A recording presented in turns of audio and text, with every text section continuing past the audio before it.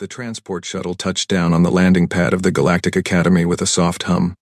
Students from dozens of worlds stepped out, their different shapes and colors making the crowd look like a living rainbow. Some had scales that shimmered in the twin suns. Others had 4 arms or tentacles instead of hands. A few floated above the ground because their home planets had different gravity. In the middle of this amazing crowd, a small human girl walked alone. Her name was Maya Chen, and she was 17 years old. She had brown skin, dark curly hair, and eyes that watched everything with careful attention. She carried a simple bag over her shoulder, and she wore plain clothes that looked cheap compared to the expensive uniforms of other students. Maya looked up at the massive building in front of her. The Galactic Academy was famous across 1,000 star systems. It trained the best scientists, diplomats, and leaders in the known universe. Getting accepted here was nearly impossible. Only the smartest and most talented beings from each planet could enter, and Maya was the first human to ever walk through its doors.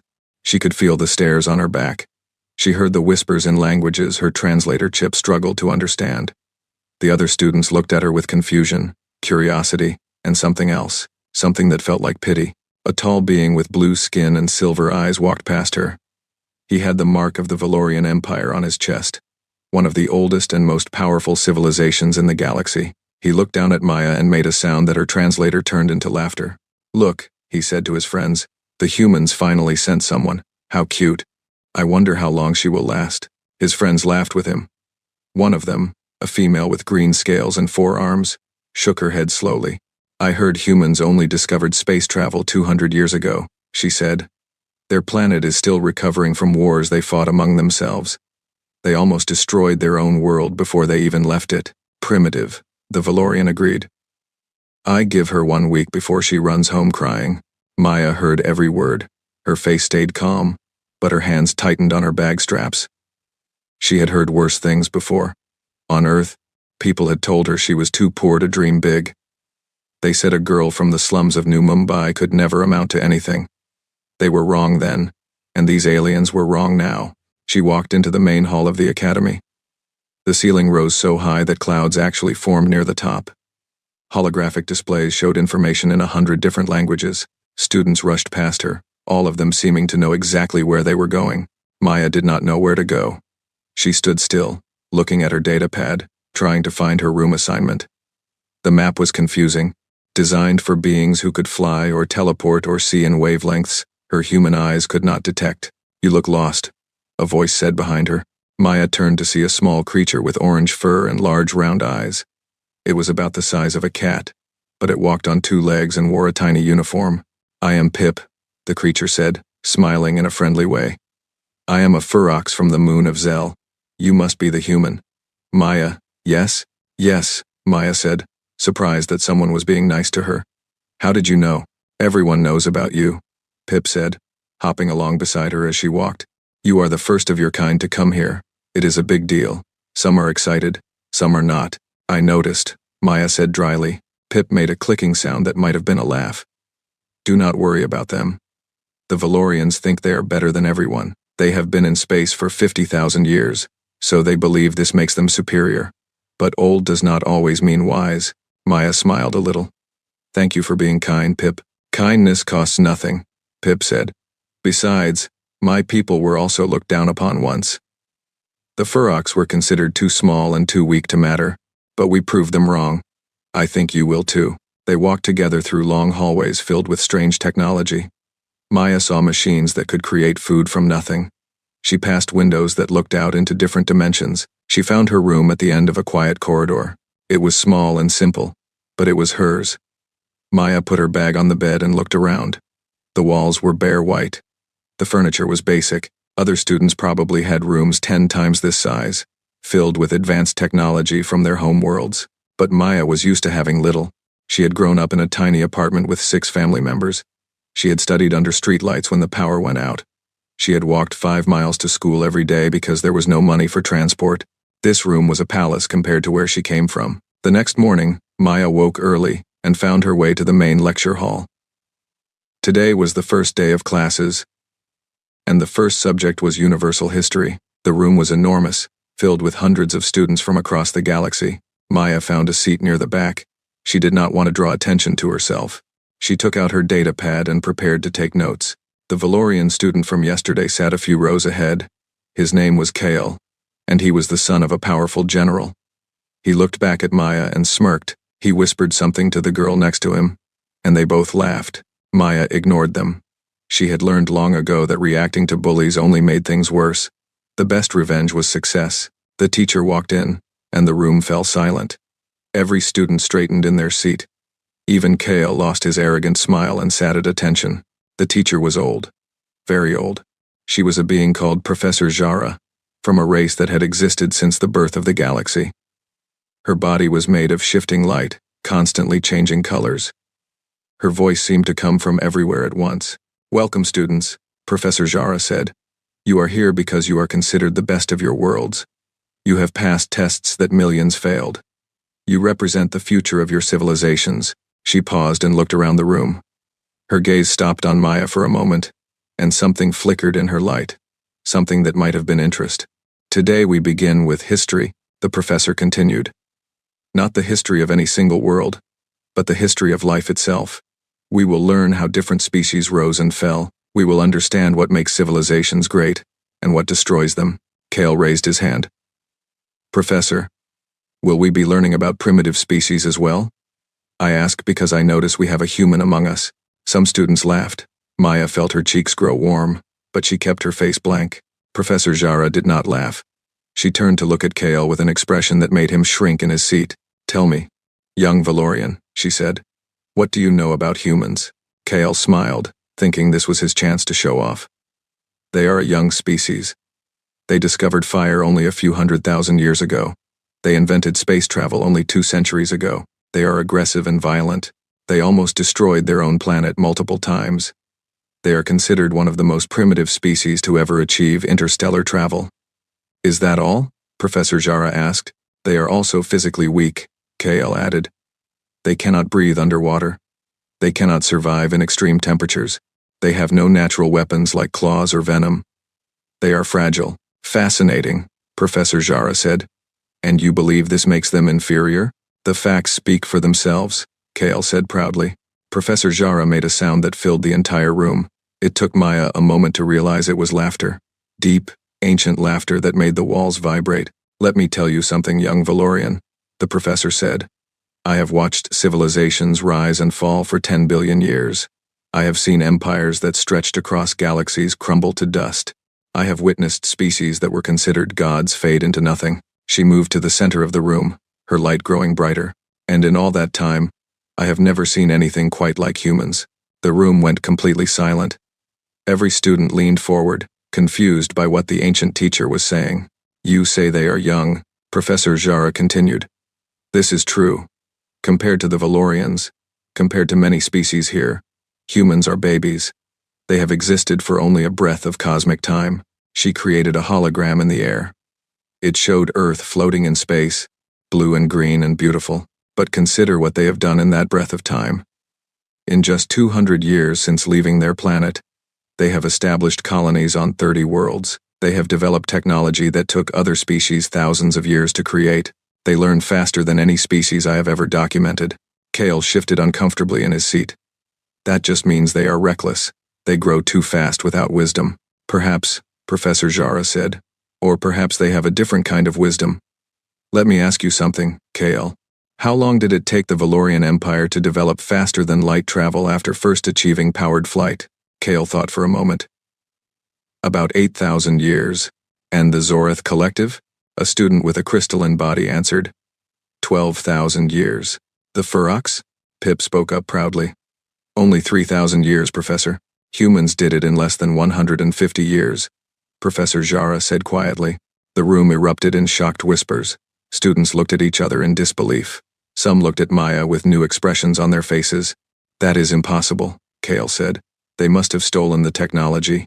"They did not steal anything," Professor Zhara said firmly. "They built it themselves. They looked at the stars, and they refused to accept that the distance was too great. They made mistakes. Many died, but they kept trying until they succeeded." She changed the hologram to show images of human history. Wars and suffering, yes, but also art and music and incredible achievements. "You say they are violent," the professor said.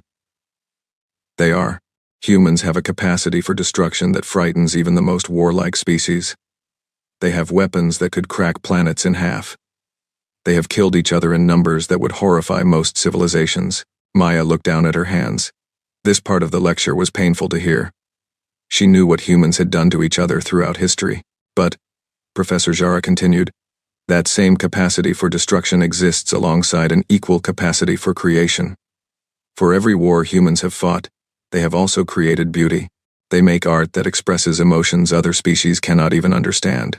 They write music that can make beings across the galaxy weep. Another hologram appeared, showing human musicians, artists, and writers throughout history. And here is what makes them truly remarkable, the professor said. They have compassion, not just for their own kind, but for all living things. They care for beings they have never met. They fight for creatures weaker than themselves. They feel guilt for the suffering of others. She looked directly at Maya now, and her light seemed almost warm. Most species in this galaxy evolved past violence because they became too advanced for it. They stopped fighting because it was no longer efficient. But humans are still capable of great violence, and they choose to be kind anyway. They know how easy it would be to destroy, and they decide to build instead. Kale looked like he wanted to argue, but no words came out.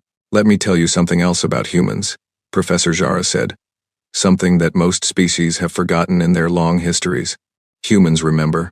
She created a new hologram showing monuments and memorials on Earth. They remember their failures. They build monuments to their mistakes so they will never forget. They teach their children about the horrors of the past so those horrors will not be repeated. How many civilizations in this room can say the same? The silence was heavy now. Many students looked uncomfortable. The Valorians do not speak of the purge of Kelos 7, the professor said. The Zorath hide what happened to the indigenous species of their homeworld. The Furoks have erased records of the civil wars that almost wiped them out. Pip looked down at his small feet. Maya noticed that Kale had turned pale. But humans, Professor Jara continued, they have museums dedicated to their worst moments. They have holidays to remember atrocities. They force themselves to face the darkness in their history because they believe that forgetting would be worse. She moved closer to Maya's seat. The human girl wanted to look away but found she could not. There is a human saying, the professor said. Those who do not learn from history are doomed to repeat it. Humans take this very seriously. They are one of the few species who actively try to become better than their ancestors. Maya finally found her voice. We do not always succeed, she said quietly. Professor Jara's light flickered in what might have been a smile. No, you do not. But you keep trying. That is what matters. The weeks that followed the first lecture were difficult for Maya. Even after Professor Jara's speech, many students still treated her with contempt.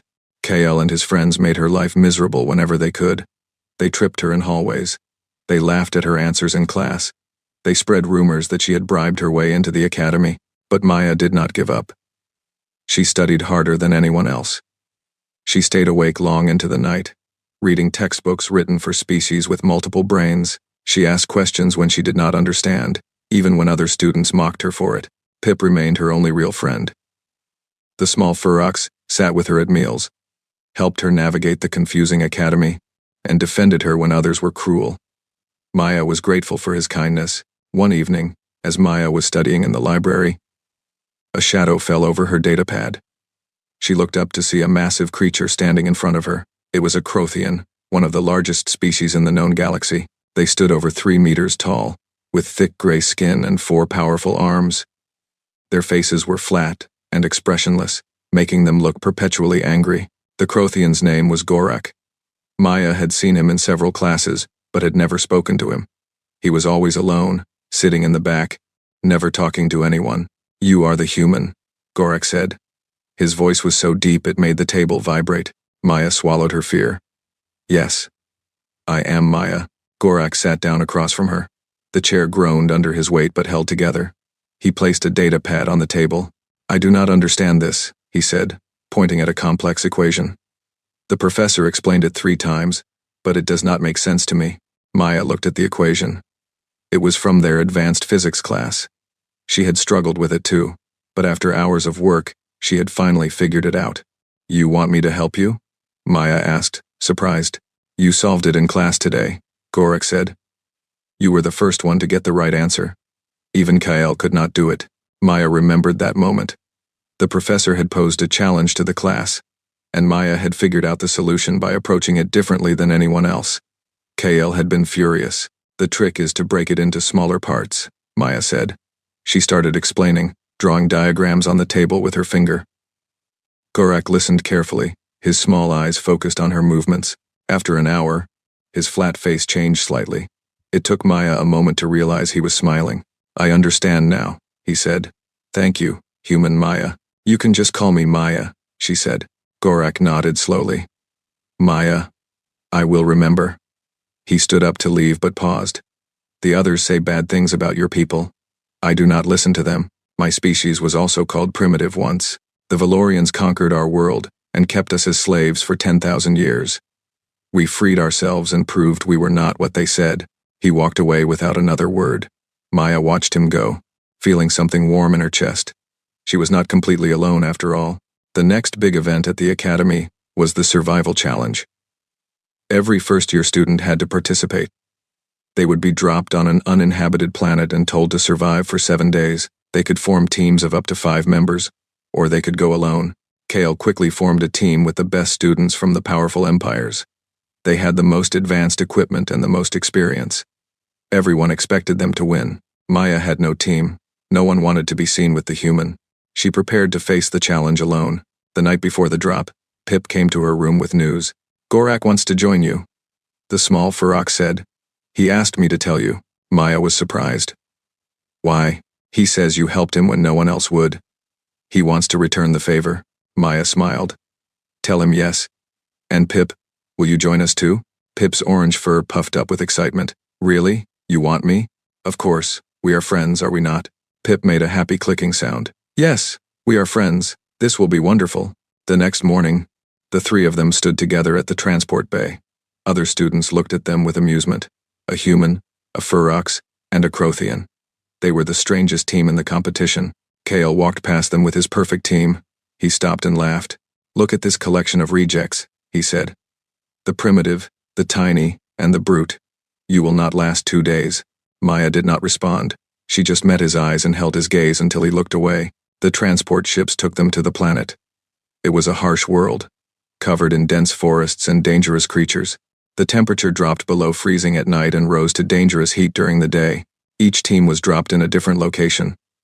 Maya, Pip, and Gorak found themselves in a valley surrounded by tall mountains. They had 7 days to survive and reach the extraction point on the other side of the planet. We need shelter first, Maya said, looking around. Then water, then food.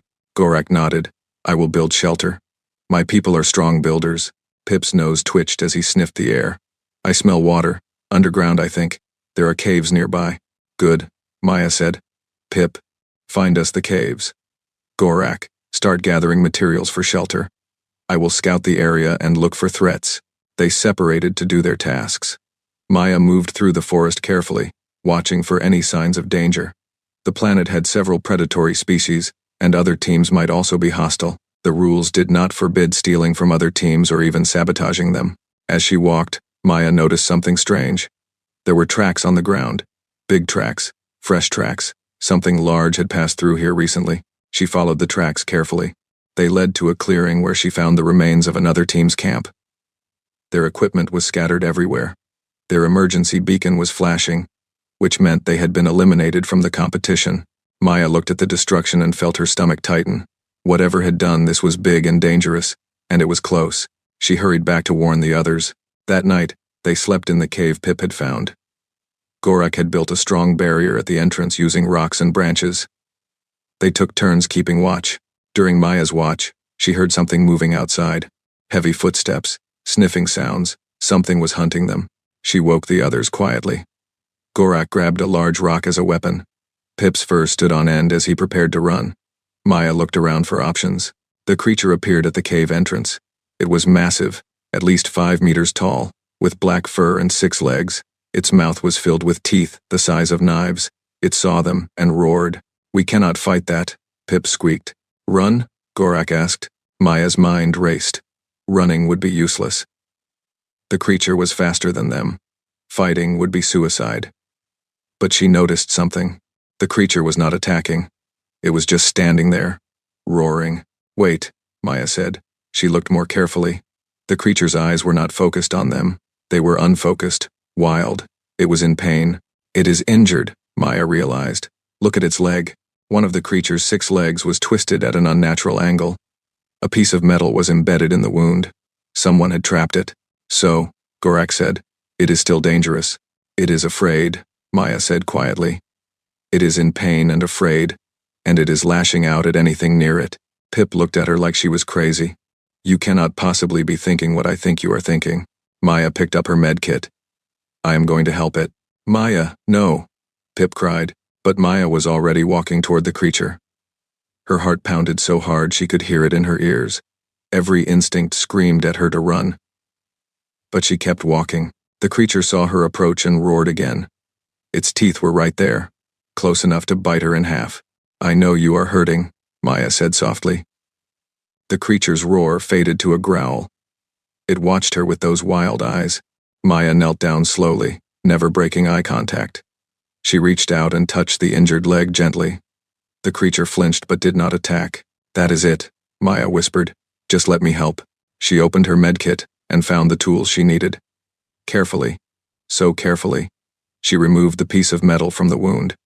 The creature howled in pain, but still did not attack. Maya sprayed healing foam on the injury and wrapped it with bandages. When she was done, she stood up and backed away slowly.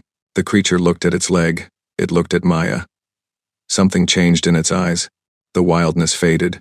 It made a soft sound, almost like a whimper, and then turned and walked away into the forest. Maya stood there shaking. Pip and Gorak rushed to her side.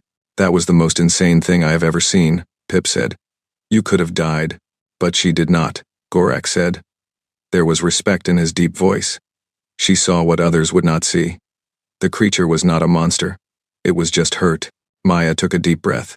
Everything that lives wants to survive. Everything that feels can suffer. Even creatures that seem like monsters. They did not know it then, but the creature would return. It would return many times over the next few days, and each time it would help them. It led them to food.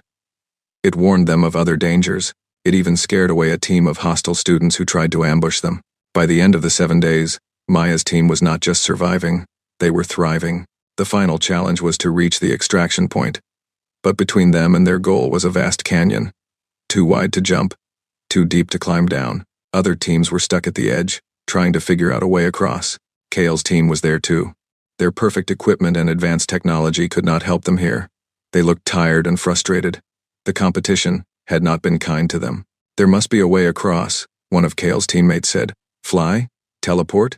Our equipment is damaged, another replied. We lost the flight modules in a storm. Maya looked at the canyon and thought. She noticed that the walls were not completely smooth. There were ledges and cracks. She noticed vines growing on the cliff face. She noticed rocks that could be used as anchors. I have an idea, she said to her team. But it will be dangerous. She explained her plan. They would climb down partway, swing across using the vines, and climb up the other side. It required strength, coordination, and perfect timing. That is crazy, Pip said. I love it. Gorak flexed his forearms. I can carry you both if needed. Maya smiled.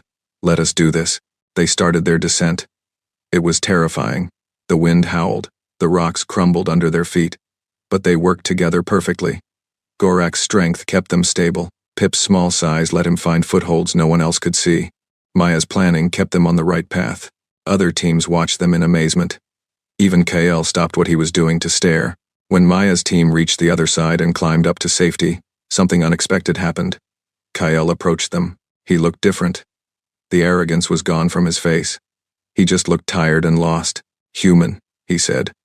Maya, my team cannot cross. We have tried everything. We are going to fail. Maya could have left him there. After everything he had done to her, she had every right to walk away. But she looked at his team, at the fear in their eyes, and she could not do it. Follow our path, she said. We will help guide you across. Kael stared at her. Why would you help us? After how I treated you, Maya thought about it. Because it is the right thing to do. Because you asked for help, and I can give it. Because maybe if I show you kindness, you will show kindness to someone else someday. She helped guide Kael's team across the canyon. It took hours. It was exhausting. But eventually, Everyone made it to the other side. When they reached the extraction point, the Academy officials were waiting. They had been watching everything through cameras placed around the planet. Professor Zara was there too. Her light form flickered with what might have been pride as she looked at Maya. "Interesting choice," she said. "Helping your rival. Most species would not do that." "I am not most species," Maya said. "I am human."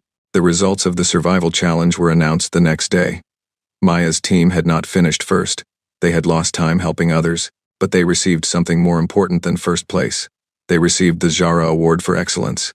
It was given to the team that best demonstrated the qualities of true galactic citizens. The award had not been given in over 100 years. Professor Zara presented it personally. "This team showed intelligence in solving problems others could not," she said. "They showed courage in facing dangers that would break most beings.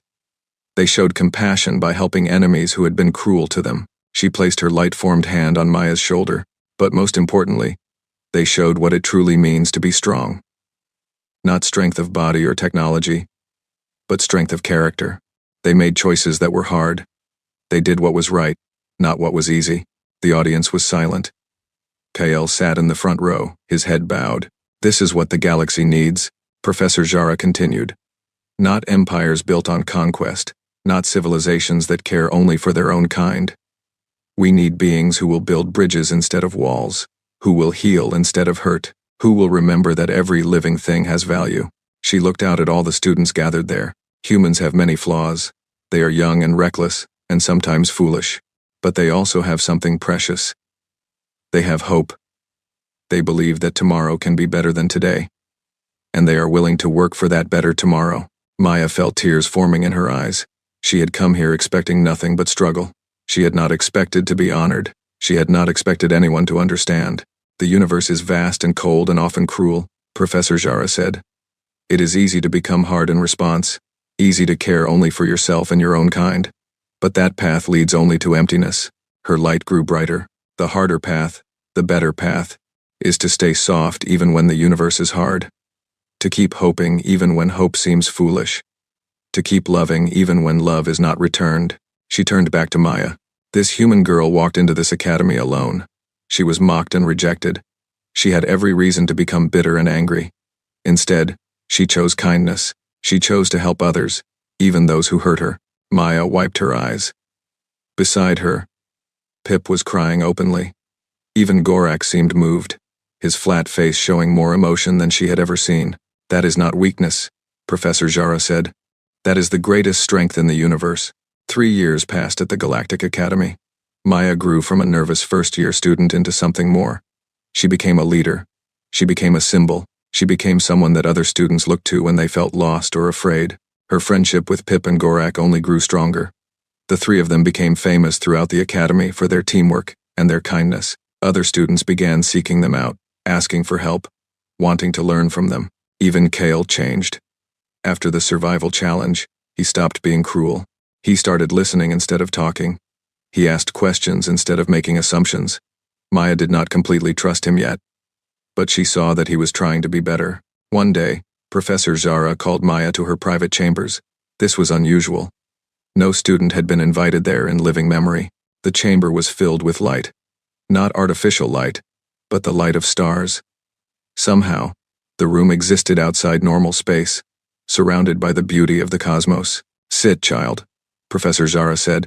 Maya sat on a cushion that floated in the void. She should have been terrified, but she felt only peace. "You have done well here," the professor said. "Better than anyone expected.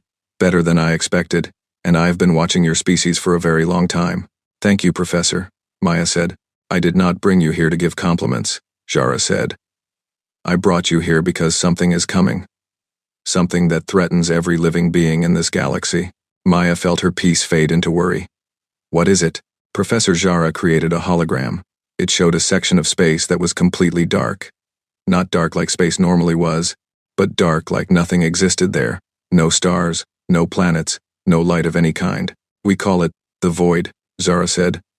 "It has been spreading for 10,000 years, slowly consuming everything in its path. Stars vanish, planets disappear. Entire civilizations are erased from existence." Maya stared at the image with horror. "What is causing it?" We do not know, Jara admitted. Many have tried to study it. None have returned. We only know that it is growing faster now. At its current rate, it will reach the central worlds within 50 years. Why are you telling me this? Maya asked. Zara's light flickered in a pattern Maya had learned to recognize as sadness. Because the Galactic Council has been debating how to respond for centuries. They argue and disagree and accomplish nothing. They are too old, too set in their ways, too afraid of change. And you think I can help? I think humans can help, Jara said. Your species is young enough to see new possibilities. You are not bound by 10,000 years of tradition and prejudice. You think differently than any species I have ever encountered. She moved closer to Maya, her light warm on the human girl's face. More importantly, humans know how to unite. When your world faced destruction from climate change and nuclear war, you found a way to work together. Different nations, different cultures, different beliefs, all coming together to save your planet. Maya nodded slowly. She had learned about that history. The Great Unity, they called it. The moment when humanity realized that survival required cooperation. The Galactic Council cannot do that, Jara said. The Valorians will not work with the Zorath. The Crothians hate the beings who enslaved them. The Ferox are ignored because they are small. Everyone has old grudges and ancient hatreds, but that has nothing to do with me, Maya said. I am just a student. You are never just anything, Zara said firmly. You are a symbol, Maya. You showed this academy that humans belong here. You made friends with a Ferox and a Crothian. You helped a Valorian who had been cruel to you. You built bridges where others saw only walls. Maya understood now. You want me to build more bridges? I want you to show the galaxy that unity is possible, Jara said. I want you to do what your species does best. Bring people together, give them hope, make them believe that tomorrow can be better than today. The weight of the request pressed down on Maya. She was just one person, one small human from a tiny planet in an average star system. How could she possibly change the course of galactic history? But then she remembered something. She remembered being a little girl in the slums of New Mumbai, looking up at the stars and dreaming of something more. She remembered everyone who told her it was impossible. She remembered proving them wrong. I will try, she said. Zara's light glowed brighter. That is all I ask. Maya graduated from the academy at the top of her class. It was an achievement that shocked everyone who had doubted humans. She gave a speech at the graduation ceremony that was broadcast across the galaxy. I came here alone, she said, standing before thousands of students and teachers. I came here as the first of my kind. Many of you thought I did not belong. Some of you told me to go home. Some of you said that humans were too primitive, too violent, too young to stand among you. She paused and looked at Pip and Gorak in the audience. At Kale, who now led a student organization promoting interspecies cooperation. At Professor Jara, whose light shone with pride. I am still here. Not because I proved that I was better than anyone else, but because I learned that belonging is not about being the strongest or the smartest or the oldest. Belonging is about connection. It is about seeing others as friends instead of rivals. It is about building bridges instead of walls. The audience was completely silent. Every eye was fixed on the small human girl at the podium. The universe is vast and cold and often cruel, Maya continued, echoing words she had heard years ago. It would be easy to look at the darkness between the stars and feel afraid. It would be easy to retreat into our own worlds and care only for our own kind. Her voice grew stronger. But we are not alone. Every being in this room, every species in this galaxy, we are all made of the same atoms that were forged in the hearts of ancient stars. We are all children of the universe. We are all connected in ways we do not even understand. She thought about the void, spreading through space, consuming everything. She thought about the fear that gripped the galaxy.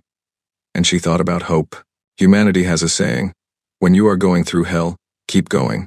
We have faced extinction many times. We have made terrible mistakes. We have hurt each other and destroyed parts of our world, but we never gave up.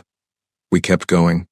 We kept hoping, and eventually, we found our way to the stars. Tears formed in her eyes, but she did not wipe them away.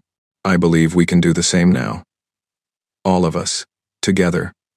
The Valorians with their ancient wisdom, the Zorath with their scientific genius, the Crothians with their unbreakable strength, the Ferox with their quick minds, the humans with our stubborn refusal to accept the impossible. She raised her hand toward the sky. toward the stars that shone beyond the Academy's transparent dome. There is a darkness coming, something that threatens everything we love. We can face it alone, divided, and afraid, and be consumed, or we can face it together, united and hopeful, and maybe, just maybe, find a way to survive. Her voice rang out across the silent hall. I choose hope. I choose unity. I choose to believe that the best of us is stronger than the worst of what is coming. She lowered her hand. Will you join me? The silence lasted for 1 heartbeat, 2, 3. Then Gorak stood up. His massive form towered over everyone around him as he raised all 4 of his arms. Pip jumped up next, his small body practically vibrating with emotion. Yes, 1,000 times yes. Kale rose from his seat. The Valorian who had once mocked humans looked at Maya with tears in his silver eyes. I will join you, he said loudly. For the first time in my life, I believe we can be better. Others started standing. First dozens, then hundreds. Species that had been enemies for millennia rose side by side. Beings who had never spoken to each other before now looked at each other with new eyes.